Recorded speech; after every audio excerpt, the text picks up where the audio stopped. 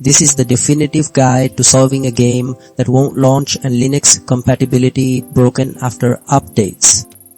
After dealing with game launch failures on Linux myself and spending days testing different fixes, I eventually identified several methods that actually work, and I'll walk you through them now. The first method involves updating your system packages, verifying game files, and ensuring all necessary libraries are installed, which often resolves conflicts that prevent games from starting. Next, clearing the game cache and experimenting with different Proton versions can fix issues caused by corrupted data or outdated compatibility layers.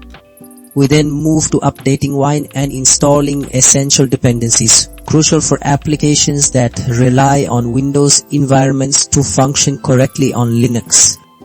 Finally, rolling back recent system updates and performing a clean installation of graphics drivers addresses deeper system-level problems that might be interfering with game execution.